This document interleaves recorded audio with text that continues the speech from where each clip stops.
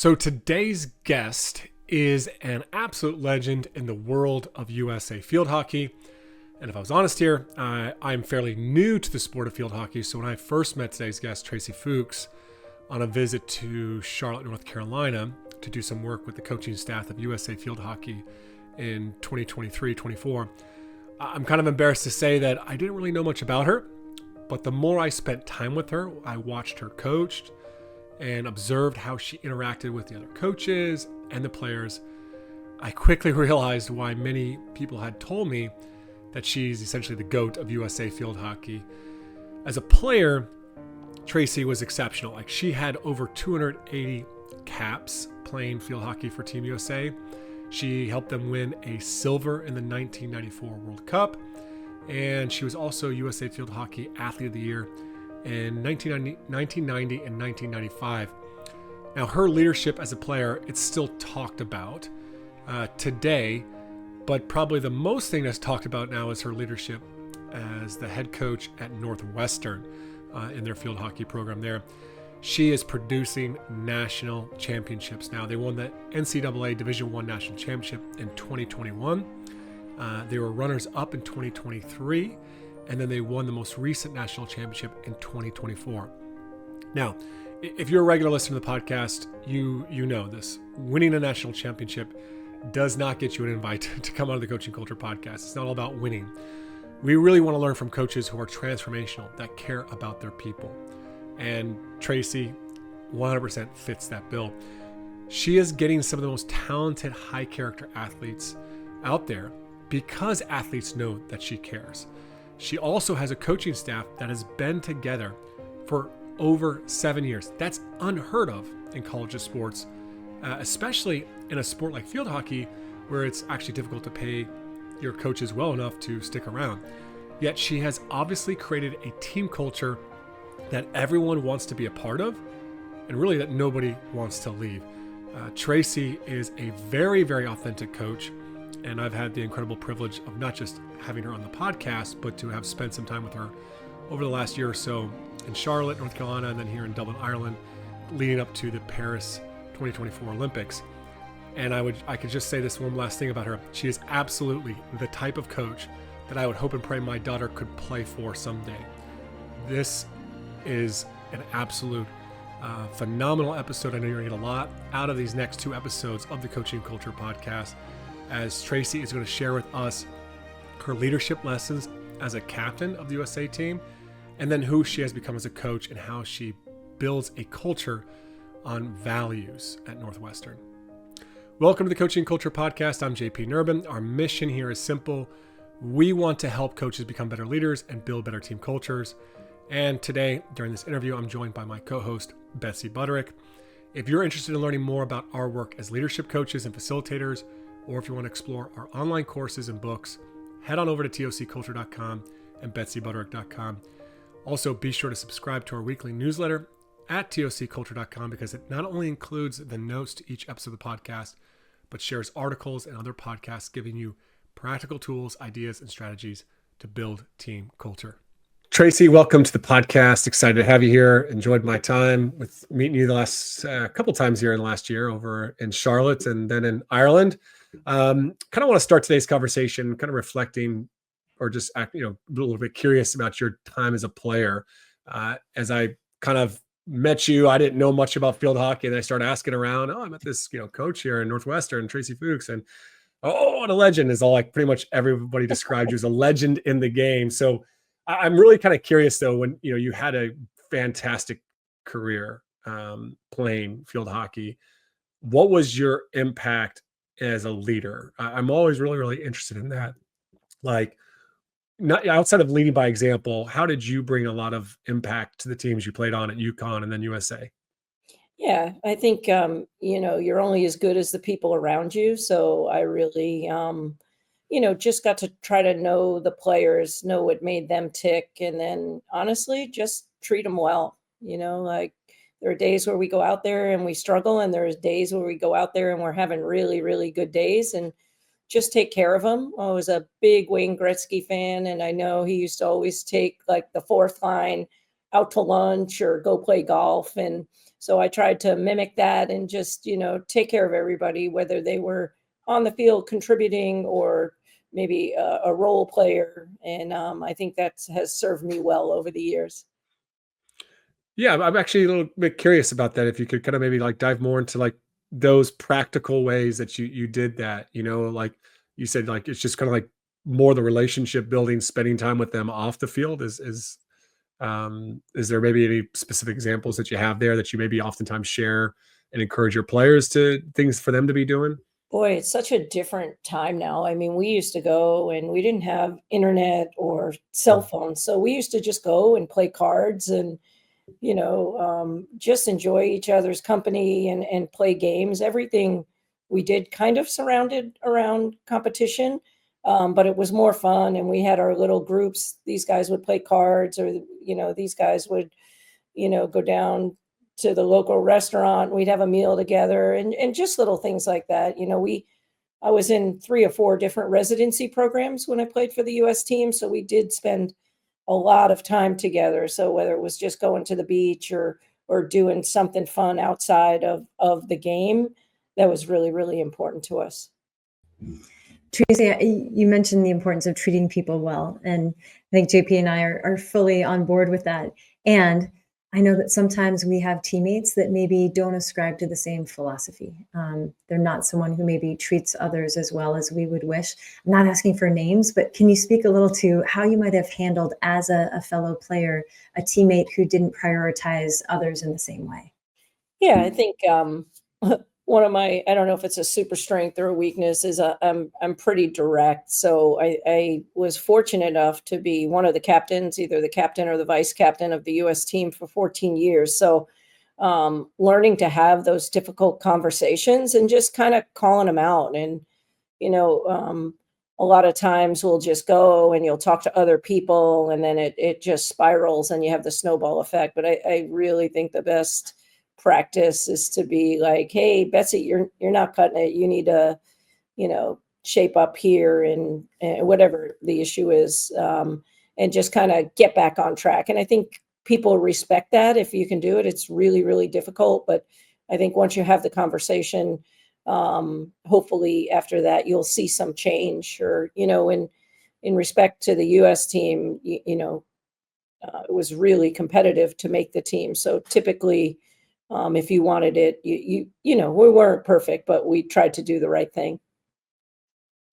When you think about that, you said like it's really, really hard. Athletes today really, really struggle to be direct. It's something I probably have coaching calls with on a weekly basis. My leaders, they won't tell each other, they won't call each other out, they won't challenge each other, and yet it seemed like it maybe came a little bit easier for you. Is that true, or is it something you developed and grew over time? And I guess maybe add on to that of like how have you passed this on to your players, this ability to be direct with each other? Yeah, no, it doesn't. I'm pretty introverted and I do not really like conflict, but over the years and as a leader, and you take that responsibility, and your teammates either voted for you or your coaches pointed you out as a leader. So it's like just something that came, it didn't come naturally to me, but I think in the end I was a really, really competitive person and would do whatever it took to win. So if that's what it took, then me and maybe the other captain would have those difficult conversations. Or usually at that level most people are doing what they need to do, but there's always times, and even myself, where you have to check yourself, if you really want to be great. How did so you're have this playing career, and then how did you this leadership style translate into your coaching and serve you well? How was, I mean, yeah, because you've obviously done really, really well there. Yeah, I think I was, first of all, I've played for some great leaders, many, many coaches through the national team in my time at UConn. And then I coached at a few different universities. So, I always said I try to take the best from everybody, and the best inventions are kind of copied. So, when I came to Northwestern, I could tell right away, there was definitely kind of a divide with the team. So we just try to meld them together, to try to, whether it was warming up together or all wearing the same outfits, So we looked alike at practice, and those little things kind of brought us together. And then, and really just observe in the first few weeks and see who are the leaders and who are people following. Sometimes players don't always follow the best leaders. So you got to try to find who those people are that your teammates, or in my case, the players, were following, and just educate them and try to teach them to be the best possible leader they can. And as that evolved, we really came into what we call a pop-up leadership, where everybody leads, whether it's on the field, in the weight room, in conditioning. Everybody, that comes to a Division I field hockey program, like, they had something that we looked at and we're like, wow, that's that kid's super strength. So we want them to come in and, share that with the team. So I think that's really served us well over the years, to kind of have that pop-up leadership where everybody has a voice and everybody has a role on the team. I love that idea of pop-up leadership, and I want to come back to that in a minute. But before we do, you mentioned, being a competitor, being so competitive, and obviously you played at such a high level for such a long time. What, if anything, did you have to let go of when you stepped into a coaching role and you could no longer compete for them? Yeah, I had to let go of a lot. I was so ultra competitive, and not just in my job, but just in life. Anywhere I went, like, I made everything a competition for the next 10 years after I retired, whether we were, playing pool or just, doing something fun, or so I had to relax a little bit. And I think I was a pretty intense competitor, and balanced that with being a really good person and teammate. So just kind of letting that go, and just understanding it took me a while as a coach. I think maybe because I'm introverted, to really understand the value of getting to know my players on a different level than just on a hockey field. And once I turned that corner, and it's still difficult because the first years come in and you don't really know them. And I'm way more comfortable with the juniors and seniors, and just understanding that's how they feel coming in, and making them feel welcome, and trying to get to know me, not just as a coach, but as a person as well. So it's something I still work out. I have a staff that balances me, because they're a lot more extroverted. And I think that's important to know, like, okay, this is where I'm not super strong. So, you balance yourself with people around you that can kind of take that over for you, if you will.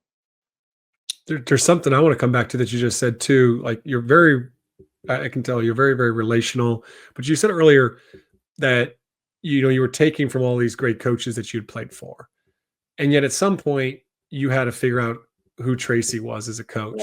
Yeah. And what was that journey like for you to figure out, okay, this is how I'm going to do things. Like, I like this, I like that, I'm taking, but like, to really know yourself and the way that you wanted to run this program. Yeah, again, that was a journey for me. As an assistant coach, you kind of attach yourself to the head coach, and maybe you have a little yin and yang, or if they're hard nosed, you're a little softer, or if they're a little soft, maybe you come in and be that person that gets them going. But once I became a head coach, both at the U.S. under 21 level and here, it's a journey. You really do need to figure it out, and what type of coach you want to be. And it's changed dramatically over the last 16 years, even at Northwestern. I mean, the players growing up are different than how I was growing up. A coach told me to run through the wall, and I ran through a wall. And now you tell them to run through the wall, and they ask you why, and why are we doing this? What's this and that? And it's really way more collaborative maybe than it was back when I played. But I think that's what makes it great. I mean, I think when people invest and they feel like they have part of the solution, they're going to run through the wall harder for you. And I think, having that growth mentality for me and my staff has definitely paid off, especially this last 5 or 7 years that I've been at Northwestern. And Tracey, you're talking about that collaboration, and I do a lot of work on coaching Gen Z athletes, specifically helping coaches adapt to and connect with and really be productive with kids these days. that co-creation piece is huge. And another piece that is of high value to today's athletes is transparency. And you mentioned before, I'm much more comfortable with the juniors and seniors, and the freshmen are coming in and they feel similarly. So getting to know them, but also making myself known. Can you speak a little more specifically to the ways that you're intentional in making yourself known to the newer members, whether they're freshmen or transfers, because that's a huge piece of creating that shared understanding? Yeah, I think the number one thing that I try to do is just be myself. I think so many people, when they go to work, it's like you're a different person in your professional life than in your private life. So just being me and relaxing. I love to have, I watch young women chase a field hockey ball around and try to put it in the back of the net. That's my profession. So just kind of enjoying it, and knowing that you're going to have some adversity in the personally, and the players they're going to have ups and downs. And this season went pretty smoothly, but there are still role players that think, like, hey, I should be playing. And okay, but we're 15-0 and things are going smoothly now. And just kind of riding the bumps, and with those first years, just checking in with them a little bit more than maybe you need to with your seniors and juniors. And not always coming to, what do you think about field hockey first? Like, how's class going? How are you doing? How are you adapting? Your family good? And just kind of getting away from that, where they can feel comfortable speaking with you and your staff. You've been on quite a journey, and you said, like, in your time at Northwestern, you've changed a lot as a coach. I'm curious, what was the hardest thing for you to change? One, I had to give up probably control a little bit. I think, Mhm. I was obviously a really good player, and I just wanted to share everything I knew with all my players. And as the first few years went on, instead of sharing, it was more, I became more athlete centered rather than coach centered, and try to pull out what they know. Because if you can do that, then you can actually help them in the areas where they don't know. So instead of just pushing information, I'm much more of, hey, let's pull information. And I think, Craig Parnham, who's the technical director, it's probably not his real title, but at US Field Hockey, picking his brain is like something I love to do. And he's very athlete centered, and has really taught me and many of the coaches to be collaborative, but to really pull out the information so you actually know what your players know. And I think one of the most rewarding things for me is then hearing them talk to the first years and sophomores, or being in an interview and them saying exactly like what we're feeling or what we were trying to convey to them. And again, it's giving them responsibility, and having, the players be part of the solution. I I- feel I'm like JP, oh, go ahead, JP. No, you got it. I said, I feel like JP and I look like bobbleheads, like for anyone that's watching the video, because we're just like, yes, yes, yes, this is all so good, and best practices. Tracey, tell me Taken a about a while, though. I time. will say it's taken a while to give up that and really let your staff, let go. Like, I can't do everything, even though at one point in my life I thought I could. But when you give them tasks and assignments, like, they want to succeed. They're going to do it way better than you having, six different things you're working on. Give them one or two things, and they'll come through for you. And, my staff's been together now for over 7 years. So we're in pretty good sync. That's awesome. Tell me, what's something that in shifting to being more athlete centered, and you mentioned not just telling them what you know, but finding out what they know. Over the years, has an athlete surprised you with something that they've shared that they know that maybe you didn't know, or was, a point of learning or education for you as a coach, but it came from an athlete? Yeah, for sure. I think even like when we're in film, sometimes we'll let them do it, and they'll pull some stuff. And I was like, I didn't see that. And that's the best part of having 6, 7, 8 sets of eyes on something. So they recognize something that the other team was doing that, our staff hadn't pulled, because we're watching everything, as I just talked about. But and those are the great moments. And then you just, somehow you work that into the goals of the game. And they feel like, oh, this is great. Or, I had a player this year, we had like 12 or 13 corners, and they just weren't coming in. And she's like, hey, she came over to the sideline, and I was like, I don't know which corner to do next because we had so many. She's like, hey, let's run this corner. And we ended up scoring on it and winning the game. So, she called herself Coach Hunter after that. But, just having them like, okay, let's give this a shot because nothing I'm doing is working. What you're sharing like is like real. It's true. I've seen it in action. Like you have this connection with players, and I find it really fascinating because I think most coaches today, or the majority of coaches, are complaining about the newest generation. You seem to really enjoy coaching this newest generation. What is it that you enjoy the most about coaching them? Yeah, don't get me wrong. Sometimes I can be a little frustrated, but those stay behind closed doors. And it's like, wow, can you believe that they brought that up or said that? But I think in order to be great, you have to understand the people, whether in this case it's, 18 to 22-year-olds or 23-year-olds sometimes. Um, and you need to understand what makes them tick because in the end you want them to put their best product on the field, and if they do that, then it's my best product. So it's been, as I said, a work in progress, and it's not always easy, but it's definitely been a key to our success here at Northwestern for sure. And you talked about like letting go of control. There's so many things that you've had to like, adapt, modify, change. And yet what I hear in all of this is like you have valued people when you were a player, and you still value people today. You value the relationships. That hasn't changed, right? And yet what it looks like and how you execute on that, has adapted. I'm curious though, you started at Northwestern, I believe in 2009, Yeah. and you don't win a national championship until 2021, your first national championship.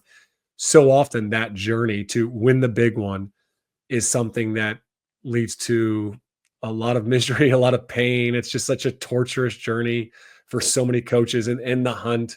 They get up going back and looking back at all the things that they sacrificed and gave up, and there's regrets. But I'm just curious, what was that journey like? Like to win it. There's so many people that can't. Am I good enough as a coach to win the big one? What was the journey like for you? Yeah, I mean, I came here, I always say my biggest goal is to vie for championships, whether it's Big Ten or national championships. So I wouldn't have come here if I didn't think we could do that.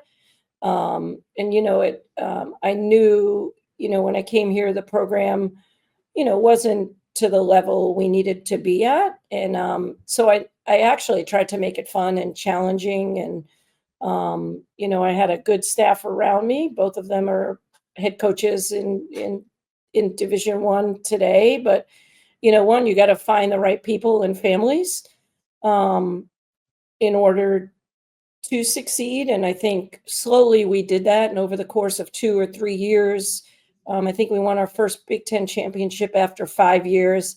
But it takes time, and any time you want to build something. I mean, you look at some of the professional teams right now, the Blackhawks are rebuilding. Like it takes time. It takes 3 or 4 years before you can really get the right people, the right personnel, the right families for your culture to be successful. So I'm not always the most patient person, but I did see that we were slowly making steps to be successful. And now I think for 8 years we were always that bubble team, and we were always that team in the room waiting, like, are we going to be picked? Are we going to be picked? And the last 4 or 5 years we solidified ourselves as one of the best in the country. And that can change tomorrow. You need to continue to grow and recruit those great people and players. And but I think to be as consistent as we have been in the last 5, 7 years is really rewarding. What would you tell Tracy from 2009 if you give Tracy some advice back then?